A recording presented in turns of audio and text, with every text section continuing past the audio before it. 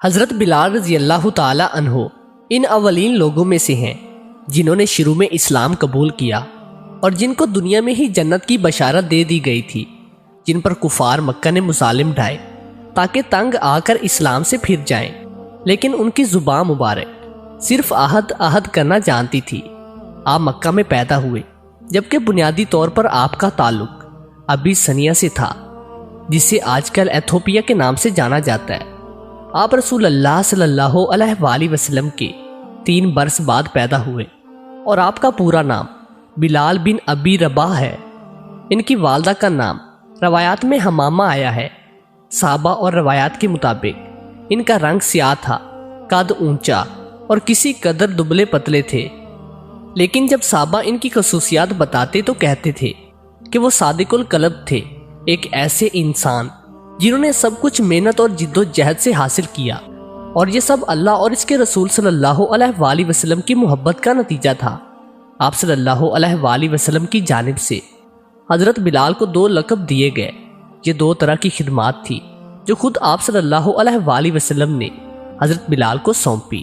ایک الخازن یعنی حضرت بلال آپ صلی اللہ علیہ وآلہ وسلم کے ذاتی خزانچی تھے، اور دوسرا لقب جو آپ کا ہے وہ مؤذن رسول صلی اللہ علیہ وآلہ وسلم ہے، جو کہ سب بخوبی جانتے ہیں۔ ایک حدیث میں رسول اللہ صلی اللہ علیہ وآلہ وسلم نے حضرت بلال رضی اللہ تعالی عنہ کو تمام مؤذنوں کا سردار کہا ہے، تو دنیا میں قیامت تک جہاں بھی اذان دی جائے گی، حضرت بلال ان تمام مؤذنوں کے سردار ہیں۔ حضرت بلال رضی اللہ تعالی عنہ کا تعلق بنی جہر سے تھا۔ ان کی والدہ ایک غلام تھی جن کو امیہ بن خلف نے خریدا تھا۔ امیہ بن خلف اسلام کا سخت دشمن تھا اور حضرت بلال پر طرح طرح کے مظالم ڈھاتا تھا تاکہ وہ اسلام سے پھر جائیں۔ عرب کی تپتی دوپہر میں ان کو گرم ریت پر لٹایا جاتا تھا اور ان کے سینے پر ایک وزنی چٹان رکھی جاتی تھی، اور ان سے کہا جاتا تھا کہ اسلام چھوڑ دو، لیکن ان کی زبان سے صرف عہد نکلتا تھا۔ یہی امیہ بن خلف غزوہ بدر میں قیدی بن کر آیا تھا اور حضرت بلال رضی اللہ تعالی عنہ کے ہاتھوں قتل ہوا۔ قتل کے وقت حضرت بلال کی زبان پر عہد تھا۔ رسول اللہ صلی اللہ علیہ وآلہ وسلم ان تمام مظالم سے آگاہ تھے۔ آپ صلی اللہ علیہ وآلہ وسلم نے صحابہ کرام کو فرمایا، کیا کوئی ایسا نہیں جو بلال کو خرید کر آزاد کر دے؟ حضرت ابو بکر امیہ بن خلف کے پاس گئے اور اس سے پوچھا کہ بلال کو کتنے میں بیچو گے؟ اس نے سونے کے 10 سکوں کا مطالبہ کیا۔ حضرت ابو بکر رضی اللہ تعالی عنہ گھر آئے اور سونے کے 10 سکے لے کر امیہ کو دیے، جس پر امیہ ہنس پڑا اور کہنے لگا، خدا کی قسم اگر آج تم ضد کرتے تو میں بلال کو سونے کے 1 سکے کے بدلے میں فروخت کر دیتا۔ حضرت ابو بکر رضی اللہ تعالی عنہ نے فرمایا، اگر آج تم ضد کرتے اور مجھ سے بلال کے بدلے سونے کے 100 سکے بھی مانگتے تو میں وہ دے کر بھی بلال کو آزاد کر دیتا۔ حضرت بلال رضی اللہ تعالی عنہ کو آزاد کرنے کے بعد حضرت ابو بکر رضی اللہ تعالی عنہ کہتے تھے، بلال میرے آقا ہیں۔ رسول اللہ صلی اللہ علیہ وآلہ وسلم کی ہر مہم، ہر غزوہ میں حضرت بلال رضی اللہ تعالی عنہ آپ صلی اللہ علیہ وآلہ وسلم کے ساتھ رہے۔ آپ رضی اللہ تعالی عنہ ان 7 صحابہ میں سے ہیں جنہوں نے اپنے اسلام کا اعلان کیا۔ حضرت بلال رضی اللہ تعالی عنہ ہمیشہ بات کرتے ہوئے یہی کہتے کہ رسول اللہ صلی اللہ علیہ وآلہ وسلم نے یہ فرمایا، رسول اللہ صلی اللہ علیہ وآلہ وسلم نے وہ فرمایا۔ ان سے کوئی اور بات کی جاتی تو کچھ دیر وہ بات کرتے، مگر پھر یہیں آ جاتے کہ رسول اللہ صلی اللہ علیہ وآلہ وسلم نے یہ فرمایا، رسول اللہ صلی اللہ علیہ وآلہ وسلم نے وہ فرمایا۔ آپ صلی اللہ علیہ وآلہ وسلم فرماتے ہیں، بلال کوئی بھی بات مجھ سے منسوب کر کے کہیں تو اس کے بارے میں کسی شک میں مت پڑنا۔ حضرت بلال ان اصحاب میں سے ہیں جن کو دنیا میں ہی جنت کی بشارت دے دی گئی تھی، اور یہ ایک وجہ ہی کافی تھی کہ لوگ ان کی بے پناہ عزت کرتے، ان کی تعریف کرتے، اور جب ایسا ہوتا حضرت بلال اپنے سر کو جھکا لیتے۔ جاننے والے جانتے تھے کہ ان کی تعریف کی جا رہی ہے، لیکن سر جھکا کر حضرت بلال رضی اللہ تعالی عنہ کی آنکھوں میں سے اشک جاری ہوتے تھے۔ وہ کہتے تھے، میں تمہیں بتاؤں میں کیا ہوں؟ میں ایک حبشی ہوں، اور میں غلام تھا اور ایک غلام ہوں، یعنی کہ اللہ کا غلام ہوں۔ ایک بار ایک قبیلے کے کچھ لوگ رسول اللہ صلی اللہ علیہ وآلہ وسلم کے پاس آئے اور کہا کہ اے اللہ کے رسول، میری بیٹی کی شادی کسی سے کر دیں۔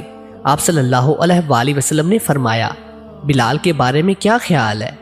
وہ لوگ پھر آئے اور پھر کہا کہ رسول اللہ صلی اللہ علیہ وآلہ وسلم میری بیٹی کی شادی کسی سے کر دیں۔ آپ صلی اللہ علیہ وآلہ وسلم نے فرمایا بلال کے بارے میں کیا خیال ہے؟ وہ لوگ تیسری بار پھر آئے اور پھر یہی کہا۔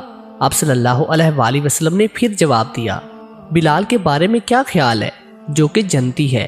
ایک حدیث میں ہے کہ جنت حضرت بلال رضی اللہ تعالی عنہ کا انتظار کرتی ہے۔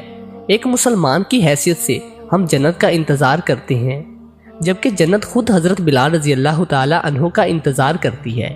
ایک بار فجر کی نماز کے بعد آپ صلی اللہ علیہ وآلہ وسلم نے حضرت بلال رضی اللہ تعالی عنہ سے پوچھا کہ تم ایسا کیا کرتے ہو کہ کل رات جب میں جنت میں داخل ہوا تو میں نے اپنے آگے تمہارے قدموں کی آواز سنی۔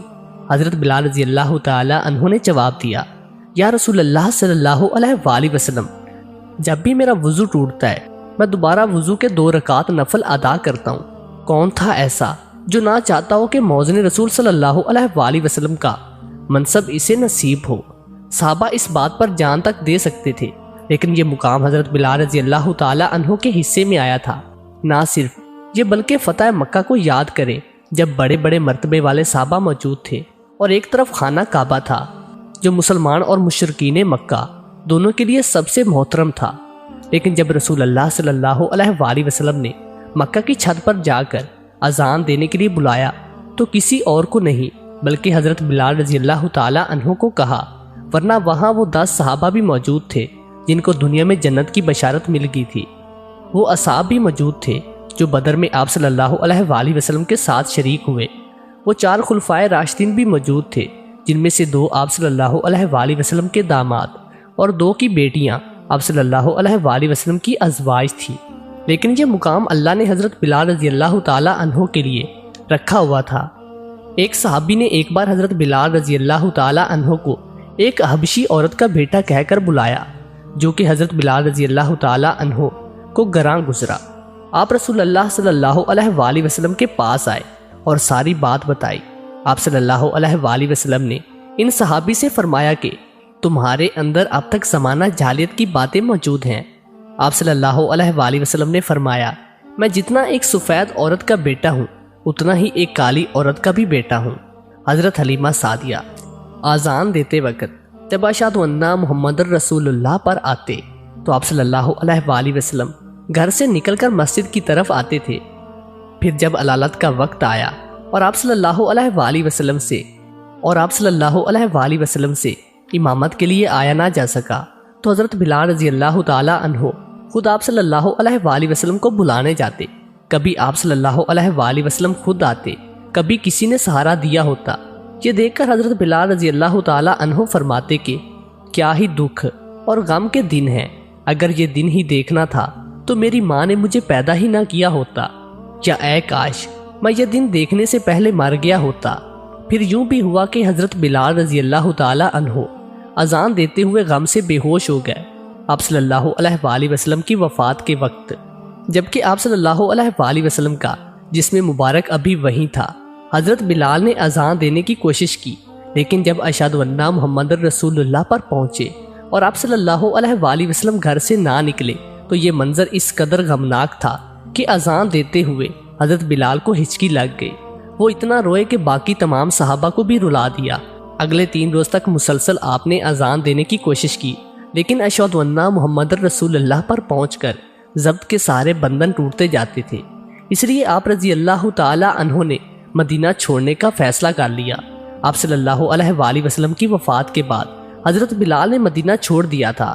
وہ ان گلیوں کو رسول اللہ صلی اللہ علیہ وآلہ وسلم کے بغیر دیکھ ہی نہیں سکتے تھے جہاں انہوں نے آپ صلی اللہ علیہ وآلہ وسلم کے ساتھ زندگی گزاری تھی۔ حضرت ابو بکر رضی اللہ تعالی عنہ کے پاس گئے اور ان سے اجازت مانگی کہ وہ جہاد پر جانا چاہتے ہیں، لیکن ابو بکر رضی اللہ تعالی عنہ نے فرمایا کہ مت جاؤ، مجھے تمہاری ضرورت ہے۔ لیکن حضرت بلال رضی اللہ تعالی عنہ جواب دیا کہ اے ابو بکر، اگر آپ نے مجھے اپنے لیے خرید کر آزاد کیا تھا تو میں رک جاتا ہوں، اگر اللہ کے لیے آزاد کیا تھا تو مجھے جانے دیجیے۔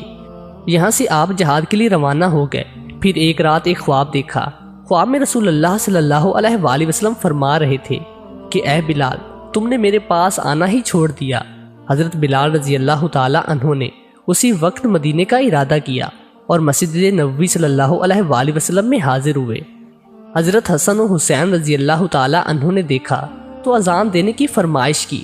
حضرت بلال نے ٹالنا چاہا، لیکن رسول اللہ صلی اللہ علیہ وآلہ وسلم کے نواسوں کی فرمائش تھی۔ اذان شروع کر دی۔ مدینہ میں کہرام مچ گیا۔ کچھ نے کہا کہ کیا رسول اللہ صلی اللہ علیہ وآلہ وسلم واپس آ گئے؟ لوگ اتنا روئے کہ داڑیاں تر ہو گئی۔ کہتے ہیں کہ مدینہ کی فضا اس سے زیادہ سوگوار پہلے کبھی نہیں ہوئی تھی۔ یہ واقعہ آپ صلی اللہ علیہ وآلہ وسلم کی وفات کے کافی بعد پیش آیا۔ حضرت بلال رضی اللہ تعالی عنہ نے دوبارہ کوشش کی کہ مدینہ میں ہی رہیں، لیکن وہ مدینہ کو آپ صلی اللہ علیہ وآلہ وسلم کے بغیر دیکھنا ہی نہیں چاہتے تھے۔ پھر بیت المقدس فتح ہوا اور وہاں کے لوگوں نے اس شرط پر شہر کی کنجیاں دینے کی حامی بھری کہ خود حضرت عمر رضی اللہ تعالی عنہ آئیں اور صلح کی شرائط طے کریں۔ یہاں یہ تمام بڑے صحابہ موجود تھے جب سب نے حضرت بلال رضی اللہ تعالی عنہ سے دوبارہ اذان کی فرمائش کی۔ حضرت بلال رضی اللہ تعالی عنہ بامشکل مانے اور اذان دی۔ رسول اللہ صلی اللہ علیہ وآلہ وسلم کے وقت کی یاد تازہ ہو گئی۔ وہ خود بھی روئے اور تمام موجود صحابہ بھی روئے۔ یہ دو ہی بار تھا جب رسول اللہ صلی اللہ علیہ وآلہ وسلم کے علاوہ کسی اور کے کہنے پر حضرت بلال رضی اللہ تعالی عنہ نے اذان دی۔ اس کے بعد حضرت بلال رضی اللہ تعالی عنہ کی اذان نہ تو فرش والوں نے سنی اور نہ ہی عرش والوں نے سنی۔